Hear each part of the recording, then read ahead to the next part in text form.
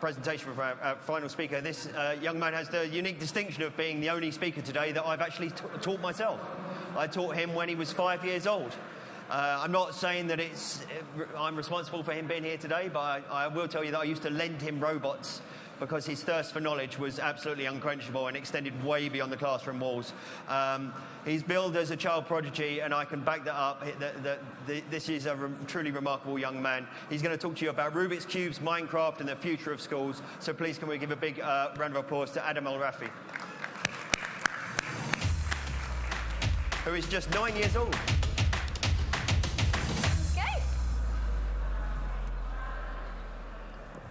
Okay, maybe that's the wrong place. 1 year ago today, I attended my first ever GITEX conference. At that time, I was only allowed in with a special pass and had to go in with my mother and one of the kind organizers, as no kids were allowed to attend. Security did try to stop me a few times even then.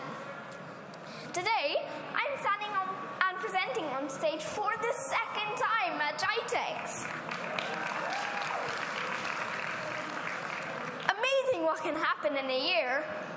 I'd like to thank the forward-thinking organizers of the GITEX event for this amazing opportunity and for believing in me. Thank you so much. So, you're probably wondering a couple of things right now. Firstly, who's this little person standing up here on stage? And secondly, what on earth do Rubik's Cubes and Minecraft have to do with the future of education? So let me start off by introducing you to the little person on the stage. My name is Adam Rafey. I'm 9 years old and currently enrolled in Year 5 at Jumeirah. But there's more to me than BCI. I've done a few cool things over the past few years, such as studying robotics since I was 4 years old, being the only one to win across all subjects in the 2018 Olympiads, 3 golds and a bronze. Not bad. Most recently, I was one of the youngest speakers to do a TEDx talk. I titled it, Never Underestimate an 8-year-old. If you haven't already seen it, please check it out. Oh, and I also attend a few classes in secondary school. Here are some pictures of me with my Year 9 physics class. See if you can spot me. And yes, you can even Google me now. How cool is that? So, why Rubik's Cubes? Well, let me quickly tell you some of the things that I've learned from this little colorful cube. Working with algorithms, problem solving, to never give up, how to work under pressure, memory skills, patience, and the list goes on, as you can probably see. I can solve any Pyraminx cube in about 16 seconds, and they're 3 by 3 in about a minute and a half now. Available after the presentation to teach anyone who's interested. No charge, it's free. Guess it taught me to be a philanthropist as well. As for my love of Minecraft, yes, it's online gaming, but not a complete waste of time as some adults like to think. Love you, Mom.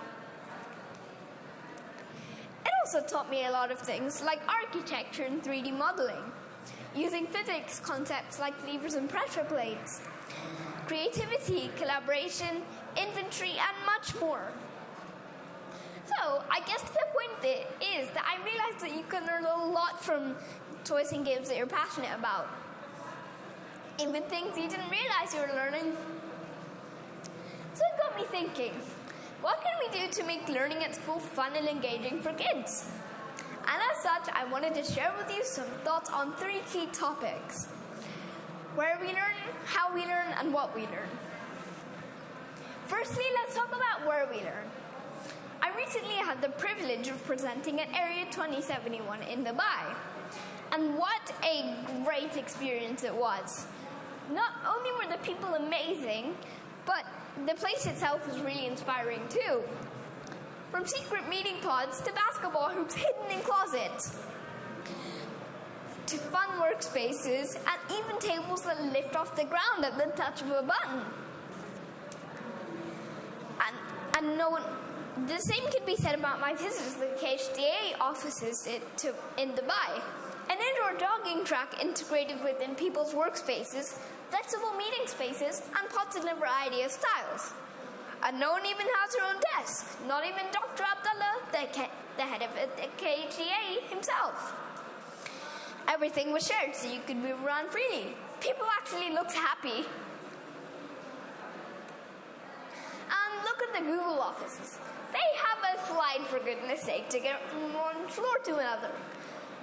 Gone are traditional office space designs, and apparently that has proven great for creativity and productivity. Isn't it time we did the same for classrooms? Isn't this tables and chairs set up from the days of the Industrial Revolution? But what if we think even bigger? Imagine if our entire classroom learning environment completely changes depending on the subject that we're learning. And no, I don't envision teachers running around and rearranging classroom furniture at midnight. What if we use new technology to transform our classroom into, say, the Amazon rainforest when we're learning about it? And I mean really transform. Ceilings, floors, walls, sounds, and even smells. Now that would be a lesson that's hard to forget. If cars can automatically change their external color now through a touch of a button, why can't classrooms? How cool would that be? Also on the subject of classrooms though, why is learning still run, primarily in schools, 5 days a week with traditional curriculums? I think some of the biggest learning opportunities are outside the classroom in the real world, where the relevance of all the things that we've learned in the classroom actually makes sense. Why can't we spend more time exploring and learning through internships and mentors and real-life projects? And how about virtual online classrooms with kids around the world?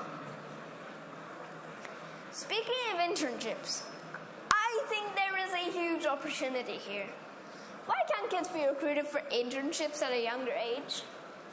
After all, sports scouts always recruit kids when they're younger when they see talent. Take my sister Layla, for example. She's an incredible rhythmic gymnast, trains 26 hours a week, and has won dozens of medals from around the world, including recently at the British National Finals. Ouch. She's only 11 but has been coached by 12 Olympians so far. Wouldn't it make sense for companies to partner with schools and students to help make sure that the future skills they need are taught at a young age? I'd love to get an internship right now. Recruit me. I'm 9. Ability, not age, remember? Next step is how we learn. So all the things I hear about AI and machine learning really blow my mind. What seems like most things we can dream of these days will be possible very soon. Well, one of my dreams is to have more AI in education so that we can really have personalized learning. This would also help us not put a minimum age on learning. Through AI, you go as far as you can in a subject, regardless of what age or year group you're in. And you can be taught it in the way you like, be it videos, games, or text. Don't get me wrong. I don't think that AI should replace teachers. I love my teachers. I just think that in the future, maybe teachers will be more like inspirational coaches that help with our learning instead of teaching us all the same thing as a group. I also think that teachers will have a lot of cool technology available for them to teach with. For example, programs like DigiDug that create such incredibly lifelike avatars at the touch of a button, that can change at the touch of a button. How cool would it be if, in the middle of a physics lesson, my teacher turns into Einstein? Kids would definitely be paying attention then. I also got to try a cool product this year at AI Everything. A brain band that you wear and indicates green when you're concentrating and red when you're not. Amazing tool for teachers to tell if you're engaged or not, although might get a few of my friends in trouble when they doze off in class. Oh, and can we please bring HoloLens 2 into classroom soon? Seriously, Microsoft people, where are you at? Here's a question for you. What do kids love to do nowadays that you never ever have to beg them to do? Yes, you guessed it. Play online games. I think online gaming should be huge for education. If you have esports championships and people winning millions of dollars playing Fortnite, why can't we do the same for educational games? Last but definitely not least, what we learn. Here's a funny thought. We don't even know what planet we're going to be on in the future. Hello, Mars. How are you doing? So how on Earth can we guess what the future will look, jobs of the future will look like, and what skills we need for them? Regardless, though, I don't think we need to memorize a whole bunch of facts anymore. We have Google and such now. Siri, any thoughts? Of course not, Adam. I'd be out of a job if you did. And beyond this, I hear that Neuralink is on its way too. So we won't even need to type or talk to Google to get an answer. We'll just have to think of it and your brain will download it. I personally think creativity, communication, and problem solving are probably the most important, given that we don't know what the future will look like. Oh, you also need to be able to adapt quickly to whatever's happening around you, as things are going to be changing at lightning speeds. I feel like every day I'm hearing about something new. After all, this is the age of quantum computing. Amazing! So, creativity is so important. Are schools in general maximizing it? I'm not so sure. If we're all taught to dress in the same way, act in the same way, taught the same subject at the same time in pretty much the same way, I feel like we're being taught to conform versus be individual. Yet when we grow up, I hear that companies are always looking for innovators and disruptors and people who think out of the box. Believe me, if any of us kids in the classroom were called disruptors, that would not be a good thing. Also, what if kids were allowed to focus more on their passion when they were younger? Wouldn't we be happier and more clear on what we want to be? I want to leave you with one final thought. Isn't it time we change the name school? When kids think of school, they think of work and homework and waking up early. We need to invent a new fun name for, let's say, innovation pods of the future. Who's with me on this?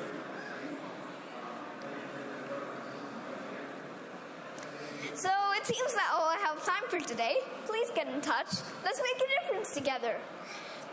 You can find me on my Instagram account, adam.er8, which is still controlled by my mom, as I'm still not 13 yet. Thank you for listening. Bye.